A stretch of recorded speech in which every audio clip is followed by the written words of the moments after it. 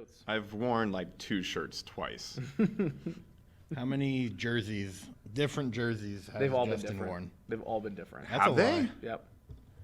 I thought don't you wore the believe that. same Sounders one a couple times. I don't think so. Also, is this also China Walmart? Nope, this one's actually. I was going to say this that one's one looks a real. little bit better. Yeah, this one's real. This is a real Griffey. I don't Game know worn. how much more organic content you think you're going to get out of us, but I would start rolling in pretty fucking soon. Andrew, why did you have to say that? We have been rolling. Perfect. Let's do it. Andrew, Let's no. cut that part out and just fold it in. No, that was fine until Andrew broke the fourth wall. I just, We're pro Deadpool up here. yeah, we are very pro Deadpool, pro Rick and Morty. Very pro Rick and Morty Broke pod. the fourth wall. Dude, I'm just going to start rolling it in, dude. Just gonna start rolling it. Well, Yep. I could find something else to talk about. I'm coming to you in 5, Dame time. What's 4. up? Thursday Zach- morning. It's the whole 3, Zach Collins thing also upsets me. 2, Also, was this today's paper, Vinny? and It 1. was, Yeah, it was definitely. today's paper. Welcome back to the locker room. This is our 11th show. They don't believe me, but I'm I don't. pretty confident it is. I am your host, Justin Reed. This is Andrew Tenney. What's up? The locker room, as always, continues to be your only consistent sports talk show in the Spokane market. We're not as big as Dennis Patchen and Rich Lukens, but we're I don't doing even more know than who they them. are. That's all right. We'll just move on from there. So we have some breaking-ish news from yesterday. This is August 20th. We're going to have a great show today. August 19th, what happened? Gonzaga and Baylor agreed to play a game this season. Nobody knows when. Nobody knows what's going on. Or if they're actually going to be able to play it. So that will be the next news to decide. But Gonzaga and Baylor, who are considered to be one of the top 3 teams in the college basketball season this upcoming year, have decided to schedule a game that's not actually scheduled. But this will be an awesome game, I think. GU Baylor last played in 2019 when the Zags beat the Baylor, what was it, in the, I want to say the round of, no, it was probably the Sweet 16. I think it was the Sweet 16 because then they lost to Texas Tech Sure right did. after. But this will be a really fun game. Zags Baylor have a lot of connections. One of their assistants was a former Zag assistant, John Jacas, I want to say is the pronunciation. Jackas is the pronunciation. And then former Zag Rem Bakamis also was a graduate assistant last year and the year before. So I think that's exciting. GU has continued to show that they'll play anybody, anywhere, no matter the time.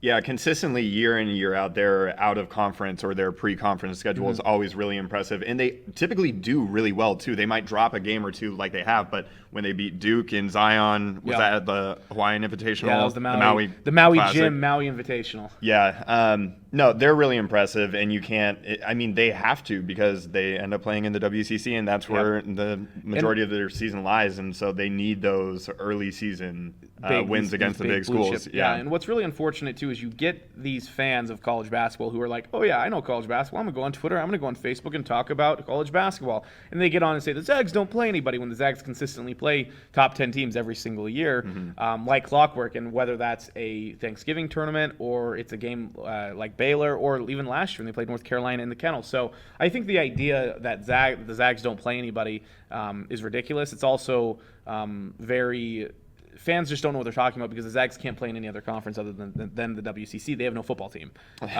which really hurts. They can't play in the Pac-12 without a football team.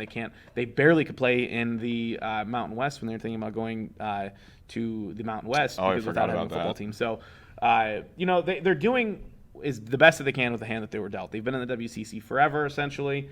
Before that, they played in like the Big West or whatever it was called years ago. I think they're doing more than the best that they can, too. I mean, I don't think you can really have any qualms with these schedules that they put out year in, year out before they start their conference games. And nobody wants to go to the Kennel and play the Zags because they're so good at home, and why go up there and possibly lose? Jeopardize your early season. Exactly. So, I mean, I get it, but it's also unfortunate. So, we'll move on to a different topic. This has also happened yesterday. This is just 2020. Bizarre. This is just absolutely bizarre. So, the Reds play-by-play, Thom Brennaman, whose father, Marty Brennaman, also was the play-by-play for the Cincinnati Reds for years, had quite an interesting day.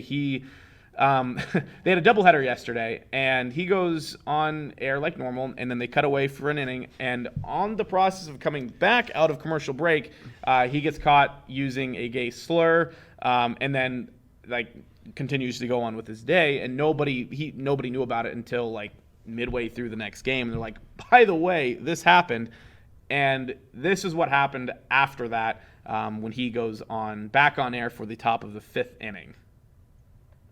Castellanos to lead things off. Jim Day's going to be taking us the rest of the way through this game as Holland takes over on the mound. I made a comment earlier tonight that I guess went out over the air that I am deeply ashamed of.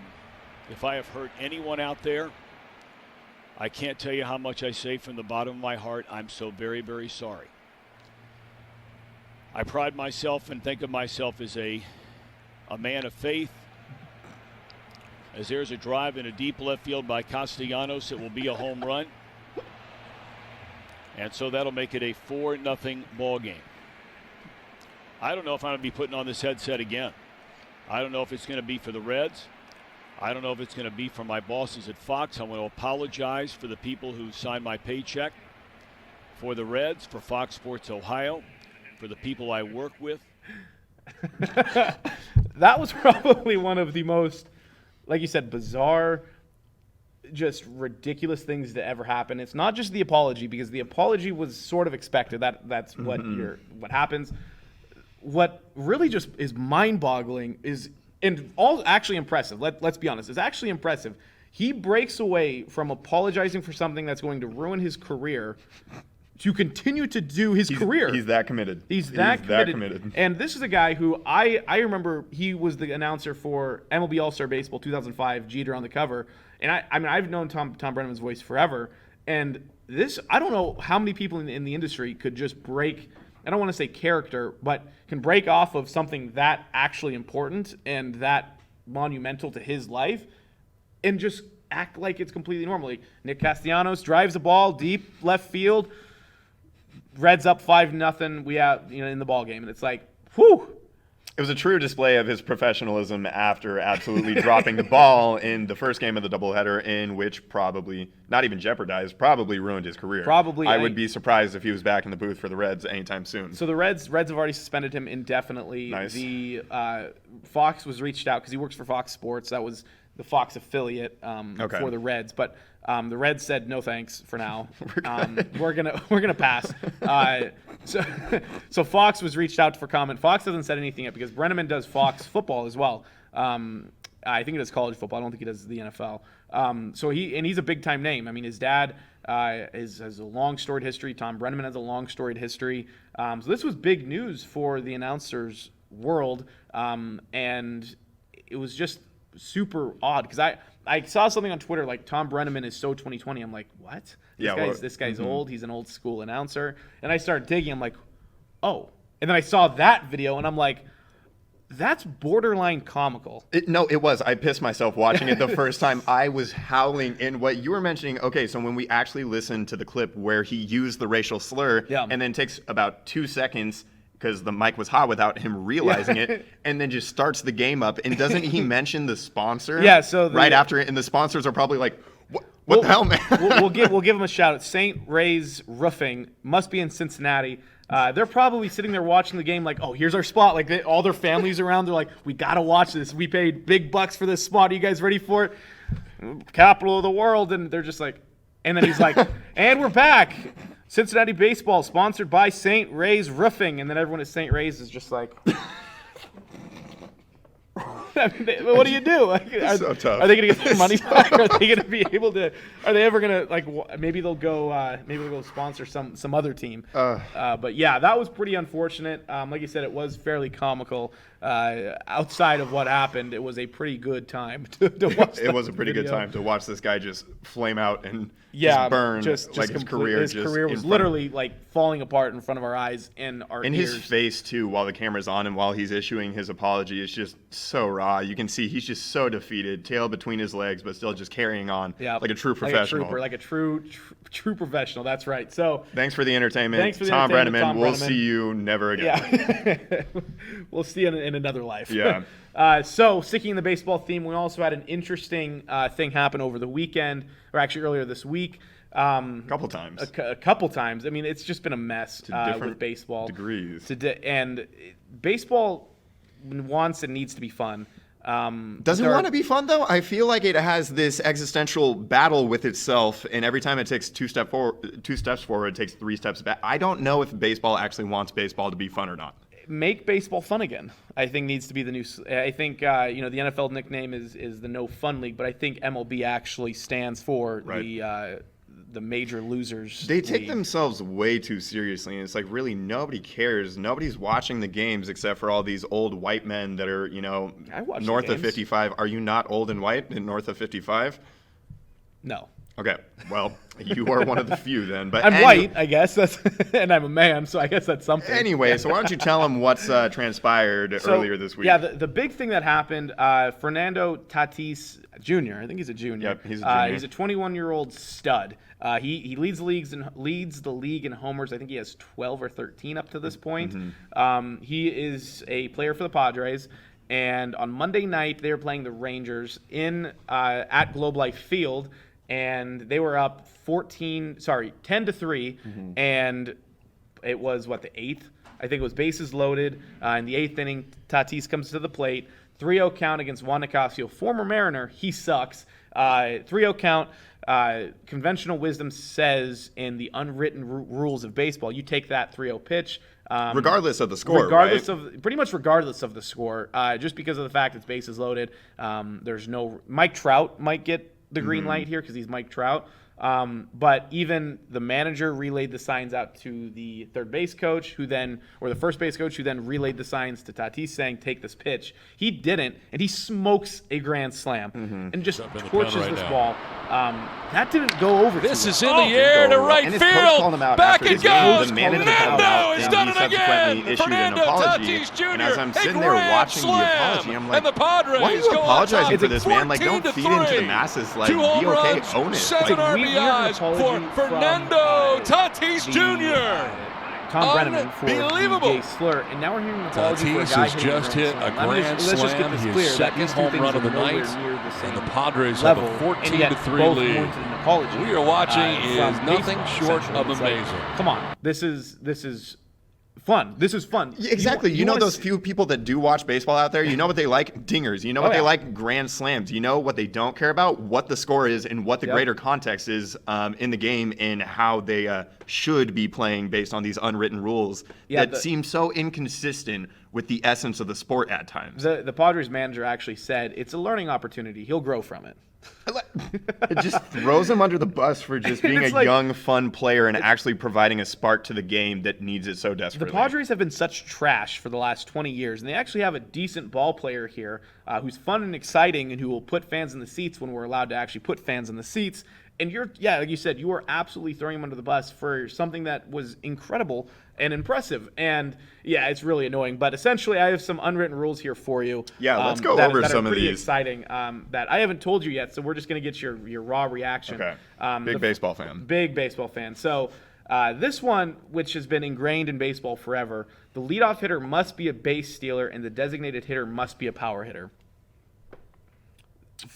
Okay. The run with that is that one is completely going away because you look at the team like the Astros. They have a guy like George Springer being a leadoff hitter. Mm-hmm. He's not a base stealer. He's a power guy. And then you look at the designated hitter position. Ben Zobrist, not a power guy, a contact guy who has been used as a designated hitter and utility guy throughout his career, essentially.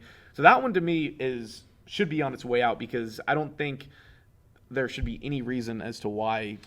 Yeah, but that's not one of the ones that people get upset about and that lead to like in-game brawls between squads. No, it's not, thankfully, because that one would be very interesting. The other one that's just odd, never give an intentional walk if first base is occupied. And it's like, let's say there's 2 outs and you're up by 3, right? Okay. And you're playing the Angels and Mike Trout is up to the plate with a guy on first. I'm putting Mike Trout on first base. I don't even care. I don't even care who's after him. I think to put my team, I don't think that rule puts my team in the best position to win every single time. Now, am I putting the tying runner on base? Maybe not, but I think that one also is dumb. If your players, this one I really like. This one has also led to some issues this year and led to our favorite guy, Joe Kelly. If one of your players gets knocked down by a pitch, retaliate. That is literally an unwritten rule in baseball. And you get the commissioner, you get other managers, you get other players like, you can't throw at other guys. And it's like, what else are you supposed to do? You can't go out and just plow a guy like you can in football. This is probably a wildly unpopular opinion, but I like when people get decked in baseball. I think it's entertaining just because the game is so dry, and if people aren't lighting up the scoreboard, and it's just not a batter free for all. It's like, yeah, give me some excitement. I want to see people get up on the edge of their seats on the bench. Yeah, brush them off the plate a bit. Yeah, I want the stare down to the pitcher's mound. I want that, hesitation, maybe that pump fake, deciding whether they're going to charge the mound or not. Stuff that happens. Yeah. You get beamed in slugfest and your guy threatens to come out, something like that. And I want to see who can actually land punches. Right? Baseball players. Who was it? Jose Bautista, who just got absolutely clubbed by. Door just absolutely destroyed him. Former Spokane Indian, by the way. Where's Ian Kinsler at? He might be retired. He was with the Tigers. Okay. That's right. I think he retired, which is unfortunate. He was a good guy, good player. I hated playing against him because he always was way too good against the Mariners. You know what I learned last night watching baseball? One, that Evan Longoria is still in the league, still in the bigs. Two, that he plays for the Giants. I did know that, actually. And that was new information, and now I feel up to date on all the happenings in the world of MLB. I just remember when Longoria tore his groin against the Mariners. Ended his his season. So that one was unfortunate. So this other one that directly affected the Mariners is don't steal bases, swing at 3-0 pitches, which is what we talked about, or otherwise run up the score when ahead by a large margin. So this one, it directly ties into Tatis's situation. I think that's so stupid to not try to run up the score, though, because you see so many times it's not an infrequent thing that teams can absolutely just explode in an inning and go for 6 to 8 runs. So why would you not secure the lead when you can? If you have the bases loaded, it's right there for you. Why would you not try to capitalize on it? I don't understand that at all. It's the exact same thing. The Seahawks had this thing happen multiple times back in their heyday, 2013-2014 season when they beat the Cardinals by, I think, 58-0. And they beat the Bills. That was in 2012. And they went up to Buffalo. And did the exact same thing. And people are like, why are you running up the score on these teams? And it's like, we're professional athletes getting paid millions of dollars to play a game. I want them to score as many points as possible. I want to see Madden numbers up on that scoreboard every single time. So this one ties back to the Mariners, actually. So in 2001, Cleveland actually trailed Seattle by 12 runs in the 7th inning, and then by 9 runs going into the 8th. The Mariners lost that game. See? I think there are enough counter examples out there, such as you just mentioned, that would say, hey, maybe this rule, you're a professional. If you're getting your ass beat that bad in a game, that's on you. Why put that on the team who's actually playing well and winning and try to make them feel guilty or obliged to this obscene rule? Baseball. And then these ones all tying together, and we talked about this one before the show. Don't admire home runs, bat flips, and actually, let's keep those together real quick. That, again, it's the exact same thing. It's like, that's excitement. Like, I want to see a guy throw a bat into the stands. I just want to see him just chuck a bat and just. I don't want to see him hit anybody. I want to see someone just like. If they happen to be, at the end of the bat, it says it on your ticket, and it says, "Be aware of flying objects." And then people still sue. And I got hit by a ball when I went to the Mariners and Blue Jays game back when Frank Thomas was still on the Blue Jays. I got hit by a foul ball, and someone retrieved it for me, and I got to keep it. Hey. And I think Matt Stairs hit me, and so one of the people in front of me gave me a Canadian flag, and they're like, "Hey, the guy that hit you is Canadian," and I'm like sitting there. My blood, had popped, and so my finger is now purple, and my blood vessel, that's what it is. There you go. And I was like, I don't want your Canadian flag. This guy just ruined my pinky. You're like, Canada sucks. I didn't even get it that badly, though, because after it deflected off my pinky, it hit the guy behind me right in the face. That's but I was a kid, so everyone was like, oh, poor kid. And poor kid. The last one here is, can you bunt to break up a no-hitter? I love it. I love the thought of it because that's like the ultimate disrespect. Let's say you were the guy. It's bottom of the 9th. There's two. I'm the pitcher. I'm the hitter. You're the hitter. Okay. You're the hitter, and you bunt for a base hit. What are you doing? What are your reactions? Like, you get to first base. Are you celebrating? Like, what do you do when you get to first base? I don't think I do anything because it's all mental. He knows just as well as I know. Yeah. If anything, it's just a stare down, or you just act nonchalantly as if nothing happened. You know, you're not aware of absolutely just ruining this guy's life, and the fact that he might not ever throw a no-hitter or a perfect game again. I was gonna say, I think that is just the ultimate flex. So no-hitters happen fairly often. Yeah, let's say it's a perfect game, and you're Okay. just standing there, you're just staring right at him, and you're like, you know what I just did. Like, you know I'm better than you. And it's like, okay, I don't think you should, but the thought of it, it has happened, though. It has happened. Then It's you're still part planting of the the game, seeds for rivalries exactly. and bad blood that just make all the games that follow after between the two squads all that much more interesting. And I'm just saying anything that baseball can do, even if it isn't exactly looked upon well by the public or the viewing public anyway. I think they need it, and I think they should take advantage of it. I definitely But that's just am me. more of a traditionalist when it comes to sports in terms of, I hated when the NFL essentially took the kickoff away. Yeah. I think, but I liked how the extra points were moved back. I think baseball putting a runner on second extra innings, I actually don't like that. It is exciting. It is fun. At least but they I won't don't have think I that in the like playoffs. That seems Which just is to be good. an experimental thing Which for is an already experimental 100% season. fine. I like that the DH is gone completely. I think that's good. I think there's rules that are made that are good for sports, but I think there are some rules that are bad for sports that make it less fun. So let's make baseball fun. Let's bunt to break up perfect games. Yep. Let's flex on pitchers. Let's throw bats. Let's win games by 25 plus runs every other week. And I think that makes baseball fun again. And let's, when the fans come back to the stands, if they ever do, let's put them on notice. Be like, hey, you have to start paying attention because you might get a bat in the face. Let's just throw baseballs. Like, how players, it's nice that, they'll toss the ball to the fans. I want to see them just throw a 95-mile-an-hour fastball. Trevor Bauer it out of frustration.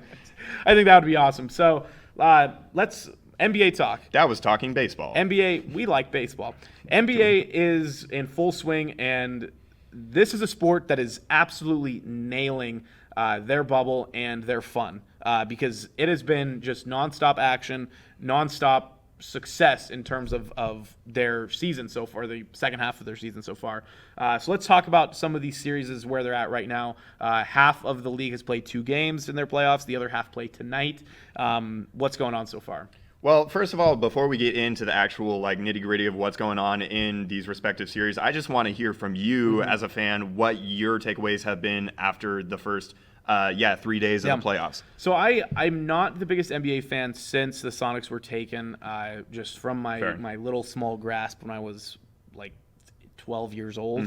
And so the NBA has always been a sport that's been really tough for me to grasp onto. I've always liked college way better, and I still like college way better, but the NBA has grown on me, and I think some of that has to do with the fact that there's Zags in the league, and so I've been able to watch some of those games.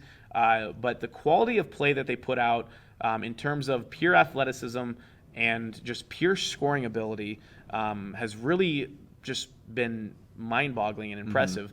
Now, I think the defense is still garbage. I think some players are still divas, prima donnas. I hate when LeBron expects a foul to be called all the time. I think a guy like James Harden who draws fouls, I think that's fine. It's up to you as a defender to adjust. But the NBA has been really fun. These 3 days, I've tuned in. I've been doing other stuff around the house, but I'll have the games on my laptop while I'm doing something on my TV. Watching the Mariners, I'll have the NBA on my laptop or vice versa. And it's been a lot of fun. It's been cool to see the top of the league who, at this point, we've never seen athletes and scorers at this level all over the board. You go from team to team, and each one has a guy who can score. The talent depth in the league plus. right now is maybe the best it's been since, I don't know, maybe the ever. 90s, 80s. And the only other, that's the only other time period where that could be an argument. The amount of talent from each team all the way across the board. Like you can play as any team on 2K and not feel like you're going to waste your time. Right. Even if their record, as they actually play in real life, is not good. Like if you chose a team like the Suns, they have a lot of young, raw talent, as you saw actually come to fruition as they were in the bubble, the only team to go 8-0, even though they weren't exactly a great team all year. But like you were mentioning, there's talent everywhere, even on some of the worst and most abysmal and just boring like to Golden watch State. teams. Like Golden State has nobody because some were hurt. And it's going to be interesting to see them come back next year and compete in the West. They might get the first overall pick. They might get the first lottery pick. Which is really not going to matter this year because it's the gonna be so draft weird. is not exactly great. If you're trying to pick up a good role player, I think there are guys in the draft, but getting like a franchise-altering player, you're not going to get that. You just have to get lucky. LaMelo is certainly not going to be that. No. Really? Odds are. Yeah. But okay, anyway, let's kind of take a look at where things stand right now. As you mentioned, the teams that played on Tuesday, their first game, are going to have their second games tonight. One interesting series that didn't seem very interesting going into it is the Jazz and the Nuggets. So they sit at one game apiece. The first game went into overtime, which was a surprise because everybody kind of thought that the Nuggets were just kind of going to cruise into this. They have a lot of depth. Michael Porter Jr. has really found his stride offensively in the bubble, and that's kind of continued. He's a liability on defense, but he's kind of forced Mike Malone's hand just because of his offensive capability into playing him more minutes. Also, they're still dealing with a couple of injuries, but they have a bench. The Utah Jazz do not. At all, and they're not playing with Mike Conley either. He left the bubble for, I believe, the birth of his son. Bad loss for them, yeah. Yeah, he will be coming back at some point if they are still playing. But the Jazz were able to push that game to overtime. Mitchell, who is just incredible, and he's in the first 3 years of his career has shown up in the playoffs, and he went for 57. 9 and 7. So did literally everything in his possibility to try to get them a win. But the Nuggets outlasted them. But the Jazz just beat the brakes off them last night to tie the series 1-1. The Jazz do not have a bench. They have Jordan Clarkson, who comes off. He's kind of spotty, hit or miss. He can get 20. He can also get you like 8. You don't really know what you're getting. They have nobody. All they have is their starters. And I don't know. The fact that game is 1-1, I mean, I was skeptical about the Nuggets, not a big subscriber to the Nuggets, but even less so after just this start because they could easily be down 2 games to a very undermanned Jazz squad. So that's got to be disconcerting if you're a Nuggets fan. Yeah. Jokic just showed up. The thing is, like, Jamal Murray being the second best player on that team, because in the first game he gives you 36, 5, and 9, really good outing. And then the next game, I believe he had 14 points, and he's just one of those guys. He did it in the playoffs last year, too. Yeah. He would go for these 30-plus games and then turn around the next game and just disappear, and you just can't have that. So the fact that he is a max guy based on his contract, play is not – yeah. Whew. If we went down the list of guys in the league that are max guys, like Tobias Harris is one of the guys that comes to mind. I don't know if Al Horford's is technically a max contract, but he's getting like 20 plus. Close. Anyway, so another series that is not really interesting on paper and is not going to be interesting is the Nets and the Raptors. The Raptors in the first game absolutely blew them out, as they should have. Yeah. But the Nets made it competitive in the second game yesterday. And it came down to the wire. It came down to a final defensive stop from Toronto to put the Nets away. So they're up 2-0. There's not really a lot of worry there, not really a lot of intrigue. But the Nets have played hard. They've played well for their interim head coach. And since they've been down in the bubble, they have not just been an easy game as people, going into the games against them would It doesn't help when you're missing your 2 stars. That one is rough for the Nets. You know who I don't miss? Kyrie. I'm so glad that he has not been in the news cycle and that he's not been in Orlando. It's been nice. It's been a nice break. For sure. Yeah, in the worst way possible. Okay, a little Celtics talk for my Celtics. Oh, here we go. Yeah, okay, so they're up 2-0. The first game was a little closer than I would have liked it to have been. The 76ers, they crept around the whole game. I mean, the Sixers did something smart because Ben Simmons was always going to be the primary defender on Jason Tatum, and he had given Tatum fits just as he has given everybody who he defends fits because he's one of the best defenders in the league. Obviously, they're without Ben Simmons, and so they have taken Matisse Thybulle, rookie out of Washington, who's played really well. Can't hit anything, can't hit a shot to save his life, but is an elite defender already. We have our Husky stuff up even. Wow, look at that. That's good timing. Go Dogs. Yeah. Bow down. But anyway, so Tatum he's had 30-plus in both the games so far. Kemba was not really a factor in the first game. They were able to defend him well, and he just wasn't hitting his shots. Jalen Brown, I love that guy. He's the perfect wingman if Tatum is going to be the 1A. I guess that leaves Jalen Brown as the 1B. But his defensive tenacity, his athletic ability, just his presence, I just feel like he's consistent. He's always there. He's locked in. And he's improved his three-point shooting so much that it's like I don't have anxiety when he hucks him up. However, I do have anxiety when Marcus Smart, you decide to take the offense into your own hands and make some just ridiculous plays. I love Marcus Smart just as much as I hate him. He's just one of those players. Yeah. He is one of those players I could see. He's one of the best defenders in the league and Yeah. kind of got snubbed for consideration because they only consider bigs for defensive player of the yeah. year. But Blocks. anyway, the 76ers basically have just quit. Joel is putting up numbers, but they're not exactly effective numbers. I mean, one of the Celtics' biggest problems all season has been their post defense, especially against big talented guys, which Joel is. But man, the 76ers can't even get an entry pass into Joel Embiid, and He was getting frustrated. He Oh, was getting really so getting frustrated, and they can't hit any of their shots either. And then you have your second best guy, like I mentioned, Tobias Harris, giving you like 12 and 10 points, and it's just like you're making 30+ million a year. Yep. Ben Simmons is out. This is obviously your time to step to the plate and show why you're making this money, and you just are nowhere to be seen. Yep. It's just like you can't have that. And Philly, it seems like they all just want to get out of the bubble for good reason, move on from the season, move on from Brett Brown. We've had 2 full years of the Brett Brown, Ben Simmons, and Joel Embiid experiment, and it is just not working. And there are so many people around the media that are just holding out for it, You know, if they can just get it right. It's like, no, it's the hey, guess process. what? Yeah. Eventually, the process isn't working. Yeah, it's like having a toxic relationship that you just can't get out of just because you're like, well, you know, the first couple months, things were really good, and there have been like spurts of promise, and you know, it's just like, actually, no, you have this whole 2 years to look at and be like, guess what? Actually, no, it's not working. You have the ownership group like looking at the GM and looking at the team like, I can fix them. I can make them better than they are. And then all of a sudden it's like, you can't. You got to start from scratch. You got to tear it down and do it because it's just it's not good. Absolutely the worst. I want to save the Clippers and the Mavs. Yeah. But did you want to touch on any of the other couple series and some of your thoughts? Blazers. Let's do the Blazers because this is what happened in the Blazers-Lakers game is exactly what some of the analysts were like, this could be bad for the Lakers, and it's exactly what we thought would happen happened. They, Dame took control. He kept them, on an even ground, and they never felt like they were losing that game. They were always in control. I think they frustrated LeBron, and you can really tell the Lakers are struggling without guard play. Really, really badly on the perimeter. Yeah, I'll be the first to admit I didn't completely buy into this Trailblazers upsetting the Lakers hype that a lot of the media Charles members Barkley have been talking about.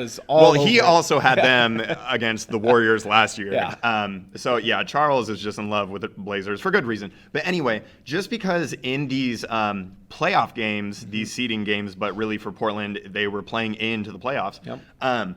They just couldn't defend anybody. Yeah. And like even the poor teams that they were playing, they were absolutely they couldn't stop anybody, and they weren't exactly trying to stop anybody either. They just knew they'd outscore the other team. Exactly. And so I heard a stat, I think Chuck mentioned it on Inside the NBA or NBA Night or whatever the show is called. It's an awesome show. It is an awesome show, and the fact that that's fine.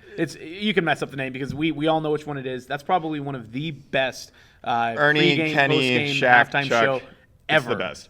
Anyway, any win this season for the Trailblazers was the lowest scoring total that they put up. Wow. So they didn't even play that well. They did not shoot well as a team, as a collective.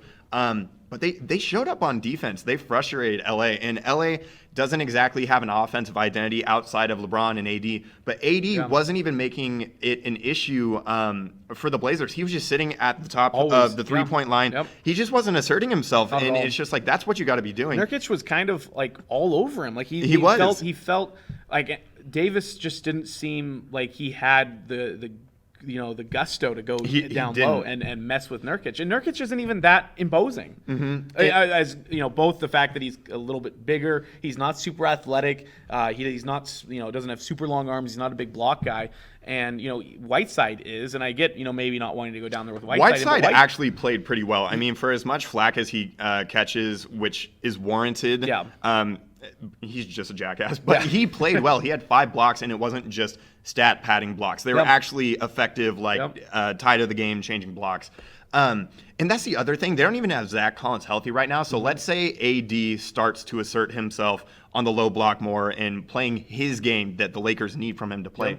They have 3 huge bodies to rack up these fouls, to absorb these fouls from Davis. So I don't know. After that first game, I really do think the Lakers are in trouble. They can't get shooting from anybody. No. I mean, it was going so poorly. I was surprised that they didn't experiment a little bit more with Dion Waiters. He only played 1 minute. Yeah, I was gonna say, but it's that was just really like surprising. Danny Green can't hit anything. KCP is hot trash. Yep. I think they need to start Kuzma. They got to try to get him touches and get him he going needs early. They need to get him going because he can score, but he was also terrible because, again, I don't think he needs to start, I think. It's because you're rolling the dice bringing him off the bench, whether he's actually going to be engaged or not, or whether he's going to be on or not. So I totally agree. I think they got to start.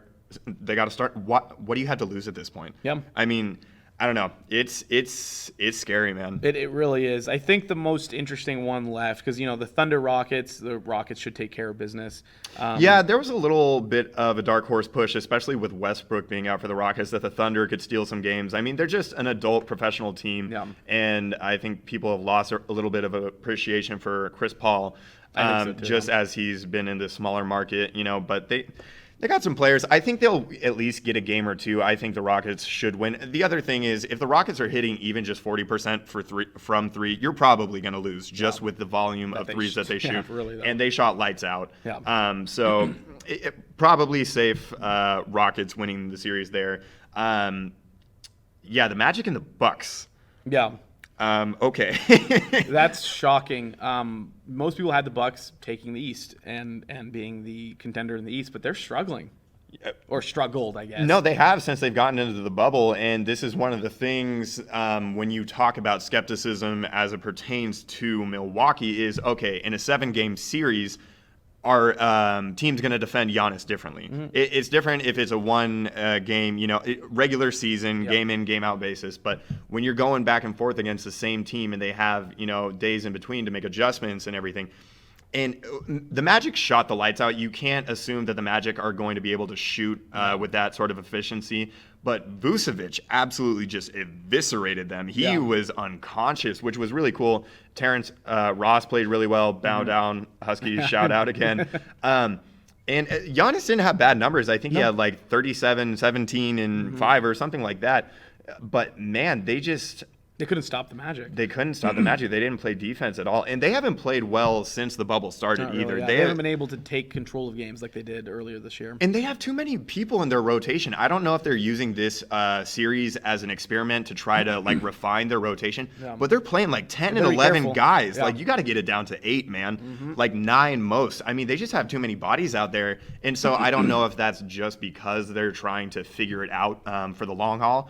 But yeah, they need to tighten it down. I mean, the Magic did this last year to Toronto. In Toronto, they took the first game and then ended up getting so I don't think the Bucks are in serious trouble. Maybe long term, this poses a couple problems, but I think they'll be fine ultimately in this series. No, I think so as well. The Bucks are just too talented. Giannis is just on a different level than the rest of the NBA in terms of his athletic ability, his dominance. But yeah, they should definitely be fine. Okay, so I don't really care to talk about the Heat and the Pacers. I think the Heat are going to win that series. The Pacers are going to fight every game and play good defense. They should be good games, I think, but the Heat should ultimately take that. Right, exactly. The Heat just have too much shooting with Hero and Robinson. They're so flexible, too. The lineups that they could put out there and the flexibility and the versatility that Bam provides them as well as their big, incredible. Anyway, okay, so I want to do a little bit of a hot route here, Vinny. You listening up? I want to incorporate my jabroni of the week before we start talking about the Dallas. We'll tie this in then. Yeah. Okay, Dallas Clippers series. So my jabroni of the week. Let's roll some footage. So on the roll. Can they hear me? To me, that's clearly a foul. He jumped from point A to point B. All right, so this was from Game 1, which Dallas was playing very well, came out very hot, and they were taking it to the Clippers. Okay, so you'll see that Porzingis here gets called for the foul, and he throws his fist. Boom. End of his technical foul's been handed out. He ended his argument quick, just in the spur of the moment where he's heated, understandably so. He pumps his fist once, and that's it. There's no continuation. Pretty clean. Looks like a good block. Clean block, understandably frustrated.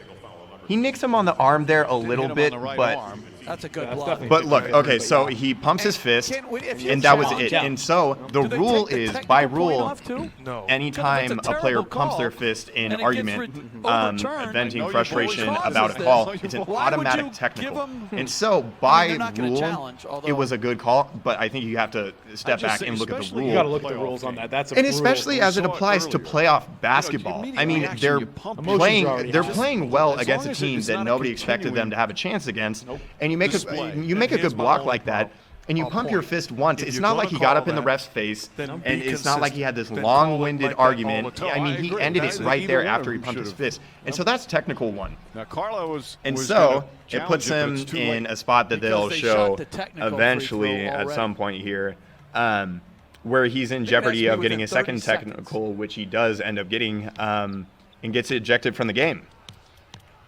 That's AI. that.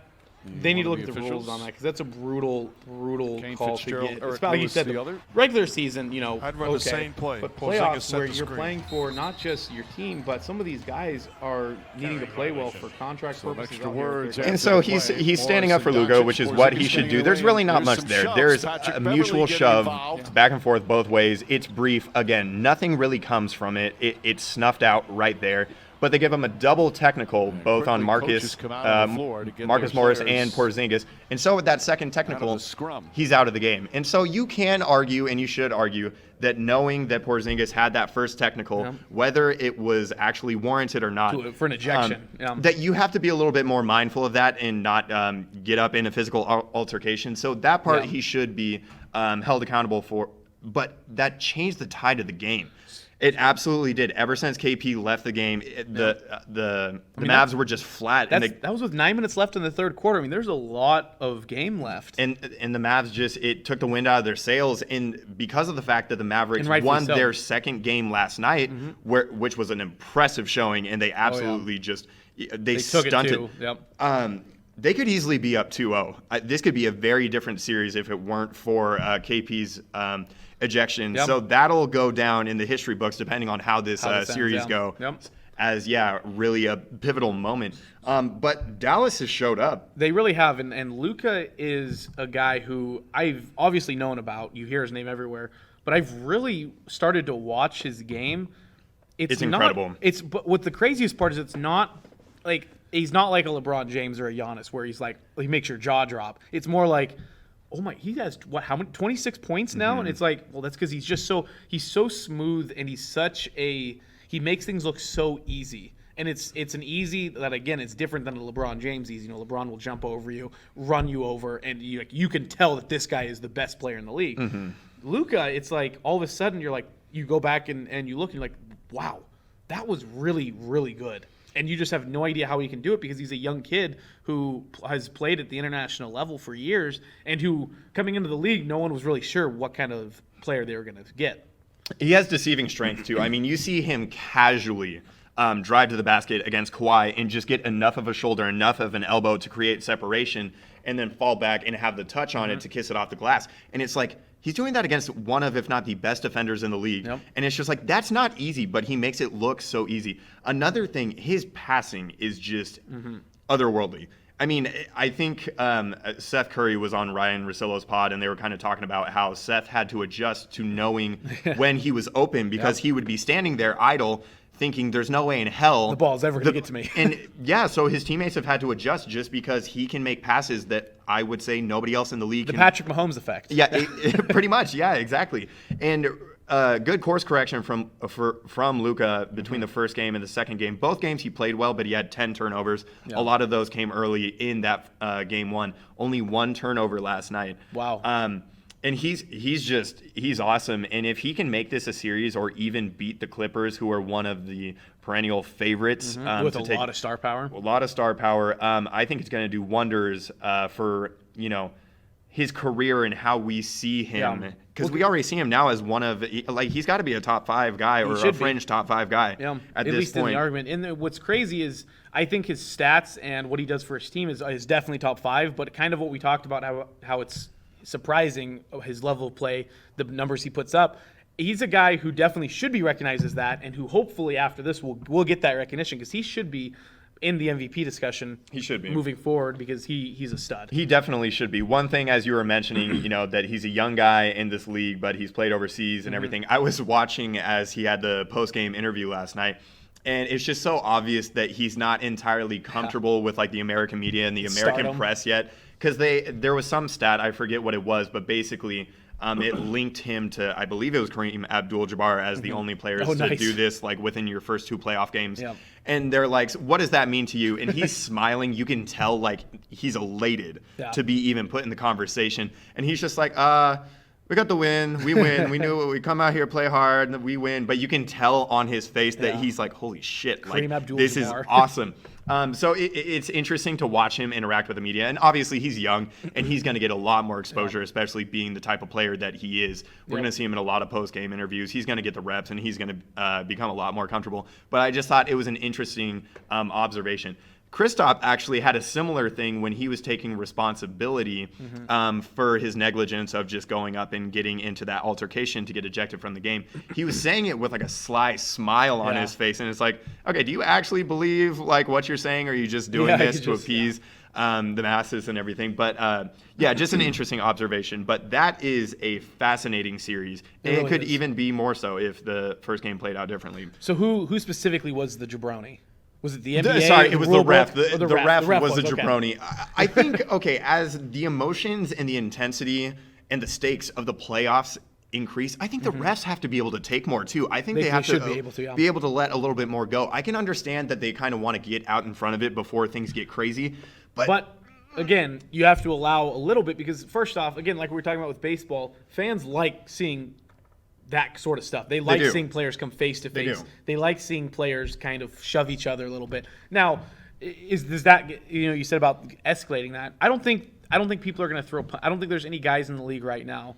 Okay, there might be. There's no Steven Jackson. Stars. There's no Ron Artest. Yeah, exactly. Nobody's going to throw a punch and Charles Oakley or jump into the stands and go. Well, there's no fans. There's no fans in the stands. Just start attacking the hologram people. There's no liability anymore. There is. They should. Yeah. So that you're right. The referees are jabronis. NBA refs are jabronis. Yeah. So that was my jabroni of the week was that ref, just because of the ramifications that it had on that game and furthermore on the series.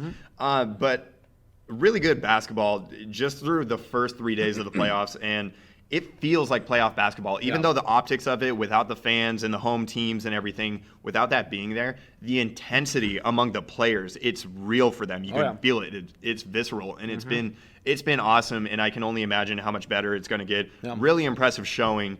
One thing to watch for, though, obviously home court advantage and like your number of seeding really doesn't matter, but the refs, I think, are a little bit more objective and less inclined to get swayed into a call based on the fans. And I think we've already seen a number of calls that may not have taken place had they been in, who knows, Boston for game one, or or even in Dallas environment. If they were in Dallas for game one, are they calling that tech? I mean, they would have been in LA because Dallas is the lower seed. But no, to your point and my point, up yours, dude. You're an idiot. But something to watch, because I think calls will just be, they aren't going to play out the same as they typically would have you had those massive fan bases, imposing their will onto the refs. But awesome basketball. I can't wait. Fun. And it's going to be nonstop. I mean, the Heat and the Pacers are playing right now. Yeah, exactly. It's like I don't have to wonder or wait for my basketball fix. It's going to be here for the next 2.5, 3 months. So awesome stuff. No, it is awesome. So we'll go to my jabroni of the week. Mine's completely different. Mine technically is playoffs, I guess. So we'll start it off with it was a Manchester City, my European soccer team, playing in the UEFA Champions League. Quarterfinal game against Lyon, who's a French team who midway through this season inside of the French league, they were bottom of their table, bottom of the standings, but they made it to the quarterfinals by beating Juventus in the knockout stage right before this, which has Cristiano Ronaldo. Essentially what happens is, I'll let you watch, but Raheem Sterling, one of the best players in the world, has one of the largest misses you could ever possibly see. right now the game's 2-1 Leon. It's 85th, 86th minute. City needs a goal here. And Gabriel Jesus gets it here on the outside, the Brazilian striker. Sends a beautiful ball and absolutely shanks it. How do you not get your foot This over is that? one of the world-class players. Raheem Sterling makes tens of millions of dollars a year. This, I mean, a perfect ball. How do you not get your foot over that? You can see it in his form. You can see it swings at before it. he even He hits swings the at ball. it, and he yep. I'd like and, to excuse oh, him by there goes saying it poor was a Pep bubble, and Guardiola. it came up a Oh, little bit no. at the last moment. And Just Raheem make the Sterling. safe touch. Don't make it I a. can't. Even the banger goalie's from- like, dude, thanks. Like, we very much appreciate what Thanks, you just dog. did here. Sick. And that lost him the game. Quarterfinals, I think. That Wow. was and then Leon scored like a minute after that, and it was over. So that is my Jabroni of the week. I love Raheem Sterling. He's a guy who has just been torched out his entire career. He started off at Liverpool, has been playing in English leagues his entire career, but he's hated. That hurts. He plays for the English national team, but over the last 2 years, he's really come on. He had over 30 goals across all competitions this year, which is one of the best in Europe. And that, I mean, I was watching that on my phone out at Dover Bay on the Ponderay River, and that almost made me cry. I almost started crying while I was having my lunch. That's gut wrenching. That really is. And the city has dumped hundreds of millions of dollars into this program, into Manchester City to try and get them. They've never won the Champions League. They've had a lot of domestic success, but they have never won the UEFA Champions League, which is considered the top trophy in Europe because it does bring teams like Manchester City, Barcelona, Real Madrid, Messi, Ronaldo, PSG, some of the top leagues, top teams all come together, and City just can't do anything about it. And if that doesn't explain or show you the sort of luck and sort of issues Manchester City have on the Champions League stage, I don't know what else does. So Raheem Sterling is my Jabroni of the week. I'd feel bad for you as a fan. I would pity you a little bit, but you had the Mariners. So I can't feel too bad. Well, I mean, there's just heartbreak after heartbreak after heartbreak. I have the Seahawks not beating the Niners by an inch. I have the Seahawks not beating the Patriots by a yard. I have Manchester City missing just an absolutely perfectly set up ball. I have the Sonics gone. The Sounders got knocked out. And I mean, I've had a lot of losses over the last couple months. But you do have the only consistent, ongoing sports talk show in Spokane. So the locker room. Hang your hat. And we also discussed. I've had a different jersey every single week. You know. can go back and watch. You Yeah. didn't believe me. I and guess Vinny I didn't. I thought you had repeats. I really did. No, not really a chance. Not going to happen for a couple more weeks. I have a Shock jersey coming into the mix. Thank God. I have the Chiefs jersey Lord knows coming we into need the more mix. Shock content. Oh, you need way more. We have our big guy Adam Shackelford right there. Before we start spewing more nonsense and get Yes. off track, my closing that No. was your Jabroni of the week. That We was haven't my even Jabro- gotten to closing Yep. time. No, Sorry. Anyway, you can wrap that up. This is closing time. No, Okay. that was my Jabroni is done. Should I sing closing time again? No, definitely I'll spare not. your ears. Thank Anyway, you. And my their closing ears. time, as we've kind of talked about, ESPN, there's been a lot of overhaul. There's been a lot of shift with personnel in shows, whether studio shows or the radio shows, which all started this past week with Max Kellerman getting on air and Greeny, and then Zubin, Jay Will, and Keyshawn Johnson. Oh, God. But they have finally, ESPN for Monday night, solidified and found their team after much criticism over the past 2 years. Warranted criticism. They've got their team, and I think 2/3 of this team is awesome, and I'm actually excited about it. So they went with Steve Levy, Stud. absolutely, Brian Greasy. I don't really have strong feelings for or against Brian Greasy. I also don't know. I mean, he's one of their top college announcers, so Yeah. I would assume he's good, but ESPN has let me down before. Exactly. A lot. I know I've heard him call games before, but if he were calling a game, I wouldn't even be able to pick out his voice and be like, "Oh, that's Brian Greasy." That's Brian Greasy. He's a stud too. So that one's kind of a wash for me. I don't really care. But Louis Riddick was the one that I wanted to get in the booth. Yep. Obviously, he hasn't had a ton of experience like Brian has had years of, which I can understand that. But he's going to be filling that, I assume, that Booger McFarland role that She's so much better. Louis Riddick's one of the better talents at ESPN, and I'm glad he's kind of ascending the ranks because I think he deserves it. I think he's so one of too. the more intelligent listens. He's very former eloquent when he GM. speaks. Yeah, I mean, he's and not a former just, player as well. Yeah, He has a lot of Every things that he single can level. tap into and really provide good knowledge I for the agree. listener and the viewer. So I think ESPN did pretty well. I really do. I love Steve Levy. He's always been one of the OG Sports Center anchors. He's always been really good in everything that he does. He's got that perfect voice. Yep. He's just been a consummate professional. And his broadcasting time for football got cut short because he was the XFL broadcaster for ESPN, the lead guy. And, of course, the league had to fold over in wake of the coronavirus. So getting another crack on it, at it, and on America's biggest stage, maybe formerly biggest stage, Monday Night Football. Yeah. But either way, I think ESPN rolled out a pretty impressive. I'm happy with the team that they rolled out. It's better than Jason Witten and like Sean McDonough. They haven't had a good team in probably 5 years. Or like Joe Tessitore just getting way too excited about some third-string running back having a 1-yard touchdown. Yeah. Whoa! After they're down by like 25. It was like the Eagles, and I don't know if it was like Brian Scott or someone like that. He's like, Brian Scott for 1 yard! And it's like, okay, I think they're still down two scores? Yeah? All right, next, different channel. I'm going to go anywhere else other than listening to you, Tessitore. Take it easy, Joe. Take it easy, Joey. So what's up? No, that's awesome. So essentially mine, and I'll make mine a little bit shorter. Yeah, sorry. No, yeah, dude. Just, you took up all my time. Now we have to... Now, There's good let's stuff just to end the talk show. about today, man. I'm There have stoked. been- I'm rolling. You're 100% right. And that kind of fades into what I'm talking about. Sports are back. Sports make me happy. This is my closing time. I'm a happy guy.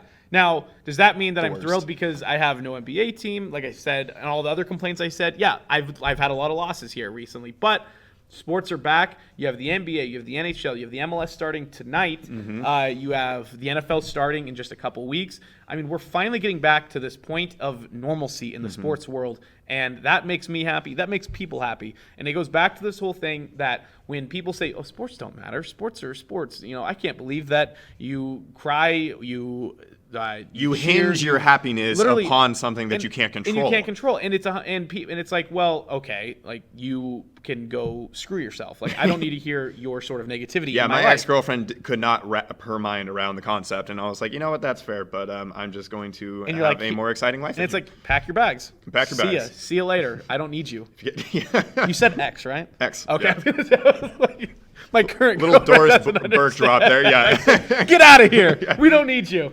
Anyway. So it's 100% true, and it's not just sports in terms of, you know, when you kind of go back to that. Well, why do you even care? It's like, well, people like movies, people like music, people like to draw, people like to watch Bob Ross paint portraits of things, and it's like that makes you happy. Let me have my thing. You know, let me have the one thing that actually is exciting and consistently changing. You know, movies are great, TV shows are great, but they're scripted, and you know you Can't script sports. You can't script sports. You can Unless plan it's the 1920 World Series or something. Yeah, it's something where you already know what's going to happen. But you know, it's fun watching guys like Damian Lillard, Fernando Tatis, Kyle Lewis.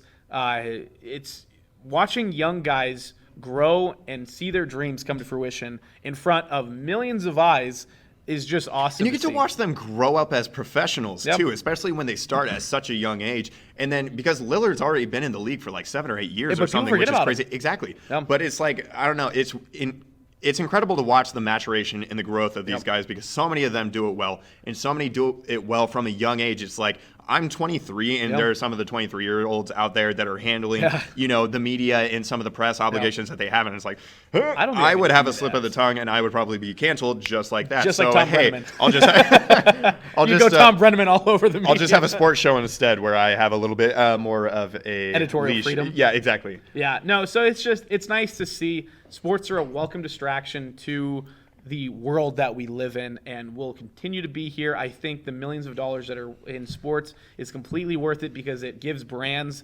perfect opportunities to sell their product. It gives teams the opportunity to sell their product, gives people the opportunity to sell their own talents and not not their bodies, even though it kind of is. And I it guess. provides a sense of community within the fan bases of respective teams, obviously, but at large within the world of sports or within the world of a particular sport league. There's just so much there. There's so much unity. There's so much adversity, which is good. It's awesome. And to have those ridiculous Twitter beefs that honestly have no effect on anything, but you know what? You just get mad and you have them. And it's just like, that's where it lies, there. You brought up a really good point. So you bring up this whole community aspect, and I think people are terrible drivers, and this will connect here at the end. I think people are terrible drivers. I will give people one pass if they do something stupid, if they have a decal or license plate that is a Seahawk, a Mariner, whatever. It's like, okay, you get your one pass, you idiot. You're lucky I like you for one thing, and that's the reason why. See, I look at that the other way. I'm like, I hate being associated with you. Like, and I see that, so I give them one pass, and if they do it again, I'm like, you got to get out of our fan base. Like, you got to get out of it. I can't have you Can't do it. Surrounding me. So I give them one pass. I understand your take there, but you're wrong. But no, So- that's a nice little touch, because I do think that there are a lot of people out there that don't exactly understand the importance of sports and why people get so wrapped up in it and so emotionally charged about it and devote their lives and their careers and their free time and their leisure time around it. But you know what? If you don't understand, you're probably not ever going to understand, and we're probably not going to convince you otherwise of what you already think. So that is that. And you are our jabroni of all time. Jabroni of all time. We're going to have an all-time list of jabronis at some point. If you're watching us right now and you've watched us for a good amount of time and you can come back at us saying you don't care about sports, stop watching us. We don't want jabronis like you watching us. And there you go. We absolutely have no fan base. And now we have no fan base because the people who watched us didn't care about sports. It's just our Be sure to moms. like, rate, subscribe. We really want you to listen, I guess. But so this was an awesome show. Again, I think so too. We'll have plenty more content coming through. We have some other plans coming down the pipeline as soon as the NFL gets back. That's going to give us plenty of stuff as usual. But keep an eye out on what we're doing, our Facebook page, our personal Twitters, which you'll see here in a second. But thanks for stopping by. We've had a good time with you. We'll see you again next week, same time, same place. I think, what does PTI say? You knuckleheads? I hate that. Knuckleheads. It makes me a little Canadian uncomfortable, flag. but PTI kills it every time. They So do. Here's a little Rosillo flex for a send-off. Boom. Later. Thanks for watching The Locker Room on Spokane Talks. Check us out on Facebook as well as our other platforms. We want to hear from you. Join the conversation by emailing us at info@SpokaneTalksOnline.com. And for more sports news, opinions, and content, follow Justin and me on Twitter.